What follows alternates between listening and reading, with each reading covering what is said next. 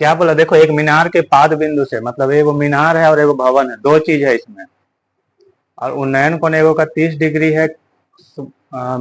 एक भवन के शिखर का उन्नयन कोण, मीनार के पाद बिंदु से भवन के शिखर का उन्नयन कोण, इसका मतलब क्या हुआ? भवन के शिखर एक मीनार। तो इसका मतलब कि दोनों अपोजिट डायरेक्शन में है, तब है ना, एगो का शिखर लेंगे एगो का मुंडी लेंगे, है ना। ये मान लो मीनार ऊंचा रहता है कि भवन? मीनार। एबी को मान लिए मीनार है, ठीक है, और सीडी को क्या मान लिए? भवन है। सीडी को मान लिए हम लोग भवन। मीनार का ऊंचाई कितना दिया हुआ है? 50 मीटर है ना। मीनार का जो ऊंचाई है वो 50 मीटर है। चलो ठीक है। अब बोलता है कि मीनार के पाद बिंदु से एक भवन का शिखर, मीनार का पाद बिंदु मतलब ये हुआ, भवन का शिखर ये ना, यहां से इसको ऐसे मिला देंगे और ये तो ऐसे ही रहेगा। कितना उन्नयन कोण है बताओ? 30 डिग्री। ठीक बात। अब उसके बाद में भवन के पाद बिंदु से मीनार का शिखर, तो कहां से ले जाएंगे? हाँ, डी से कहां तक? ए तक। कितना डिग्री है? 60 डिग्री है। तो ये हो गया समकोण और ये भी हो गया समकोण। फिगर समझ में आ गया? तो जो जो सॉल्यूशन में फिगर में किए हैं उसको लिख देंगे। ए बी को क्या माने हैं? ए बी मीनार, सी डी इक्वल टू भवन, यहाँ लिख देना है माना। उसके बाद में क्या करते हैं, एंगल का वैल्यू डाल देते हैं। एंगल बोलो। ए डी बी कितना डिग्री है? 60 डिग्री है। उसके बाद में एंगल बोलो। सी बी डी कितना डिग्री? 30 डिग्री। तो ये तो आसान है।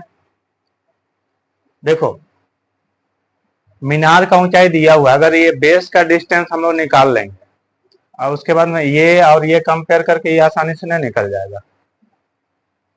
मतलब कि देखो साफ है, यहाँ इसका डिस्टेंस दिया हुआ है, अगर हम इसका डिस्टेंस निकाल लें, यानी कि tan 60 का हेल्प से इसका डिस्टेंस डीबीडी का डिस्टेंस निकाल लें, डीबी का, तो फिर इसका हेल्प से ये आसानी से निकल सकता है। तो चलो करते हैं। कर रहे हो इंस्टॉल? एक्सट्रैक्ट फाइल, ठीक है। प्रोडक्ट की मांगा ना, यहाँ पे जाओ, देखो एमएस प्रोडक्ट की, डबल क्लिक मारो। हाँ, पूरा को कंट्रोल ए सेलेक्ट करो, कंट्रोल ए करके सेलेक्ट करो ना, तो इधर उधर गड़बड़ा जाएगा। Control C. हाँ, अब इसको हटाओ, यहाँ पेस्ट मारो। हाँ, पेस्ट मारो, कंट्रोल भी करो। हाँ, उसके बाद में कंटिन्यू करो, इंस्टॉल नाउ करो। इंस्टॉलिंग हो रहा है। तो हम लोग सबसे पहले बड़ा वाला ट्रायंगल में ले लेते हैं। समकोण त्रिभुज बताओ तो क्या नाम? ए बी डी में, tan कितना डिग्री है? क्या लिख सकते हैं?